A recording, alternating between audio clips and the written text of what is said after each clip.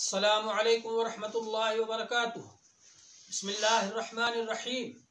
نحمده ونصلی علی رسولہ الکریم، اما بعد فقد قال اللہ تبارک وتعالی فی القرآن المجید والفرقان الحمید بعد ان اقول اعوذ باللہ من الشیطان الرجیم بسم اللہ الرحمن الرحیم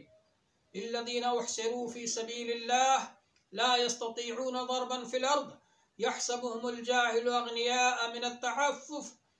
وقال الله تبارك وتعالى لن تنالوا البر حتى تنفقوا مما تحبون۔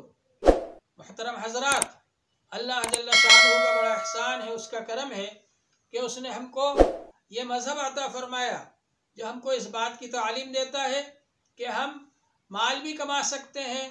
اور اس کو صحیح جگہ پر خرچ بھی کر سکتے ہیں۔ صحیح طریقے سے مال کمانے کا طریقہ ہم کو بتلایا اور صحیح طریقے پر اس کو خرچ کرنے کا طریقہ بھی ہم کو بتلایا اسلام نے۔ ہمارا مذہب یہ نہیں کہتا کہ مال نہ کماؤ،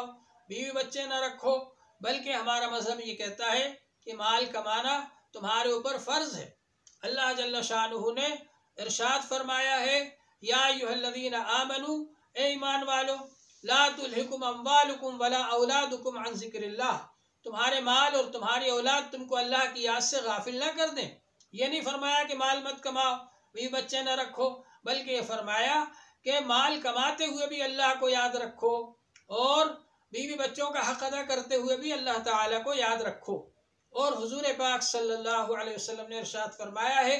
طلب کسب الحلال فریضۃ بعد الفریضہ، حلال مال کمانا بھی فرض ہے دوسرے فرضوں کے بعد، لہٰذا حلال مال کمانا بھی ہمارے لیے ضروری ہے اور اس کو اچھی جگہوں پر خرچ کرنا یہ بھی ضروری ہے۔ ہمارے لیے فرض قرار دیا گیا کہ مال میں سے 40واں حصہ ہم اللہ کے لیے خرچ کریں۔ 100 روپے میں 2.5 روپیہ اللہ کے لیے خرچ کرنا یہ فرض کے درجے میں ہے۔ یہ جو شخص 52.5 تولہ چاندی رکھتا ہے یا اتنا روپیہ پیسہ رکھتا ہے جس سے 52.5 تولہ چاندی خرید سکتے ہیں اور وہ مال اس کے پاس سال بھر رکھا رہتا ہے، تو اس پر فرض ہے کہ وہ اس میں سے 40واں حصہ یعنی 100 روپے پر 2.5 روپیے اللہ کے لیے خرچ کرے اور غریبوں کو دے، مسکینوں کو دے، اور جو لوگ ایسے ہیں جن کے پاس مال نہیں ہے اور وہ پریشان رہتے ہیں ان کو دے۔ اللہ تبارک و تعالی نے اس کے 8 مصارف بیان فرمائے ہیں زکوٰۃ کے، ان کو دیا جائے گا وہ، لیکن ان سب کے مقابلے میں ابھی میں نے جو آیت پاک پڑھی ان کو دینا زیادہ بہتر ہے، افضل ہے۔ اللہ تعالی نے فرمایا للذین احصروا فی سبیل اللہ، ان لوگوں کے لیے ہے یہ مال جو اللہ کے راستے میں روک دیے گئے، رکے ہوئے ہیں۔ لا یستطیعون ضربا فی الارض، وہ زمین میں چلنے پھرنے کی طاقت نہیں رکھتے، یعنی وہ مال کمانے کے لیے اور اپنے کام کاج کے لیے، کاروبار کے لیے نہیں جاتے، بلکہ دین کے کاموں میں لگے رہتے ہیں، تعلیم حاصل کرنے میں،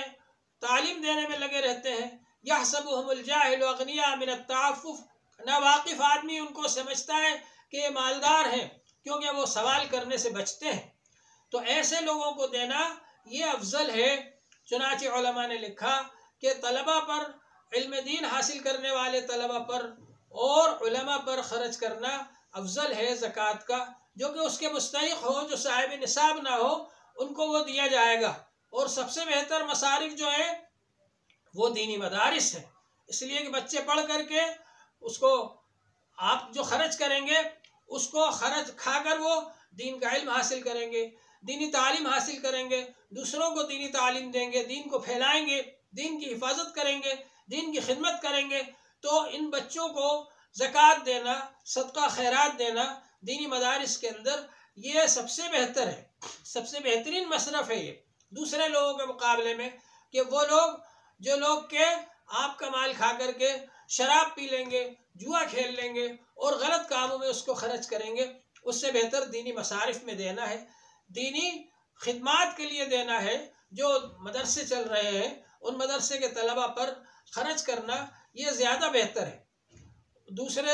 غربا کو دینے کے مقابلے میں۔ اور اللہ تبارک و تعالی نے ہم کو اس بات کی تعلیم دی کہ ہم اچھا سے اچھا مال اللہ کے لیے خرچ کریں۔ یہ نہیں کہ ہم یہ سوچتے ہیں کہ جو خراب مال ہو اس کو اللہ کے لیے دیں، تو یہ ہماری یہ سوچ بہت غلط ہے، اس سے ہم کو بچنا چاہیے۔ حضور پاک صلی اللہ علیہ وسلم نے ہم کو اس بات کی تعلیم دی کہ ہم اپنا مال جو اچھا سے اچھا ہے وہ اللہ کے لیے خرچ کریں۔ اللہ جل شانہ نے ارشاد فرمایا لن تنالوا البر حتى تنفقوا مما تحبون، ہرگز نیکی کو حاصل نہیں کر سکتے یہاں تک کہ اللہ کے لیے وہ مال خرچ کرو جس کو تم پسند کرتے ہو۔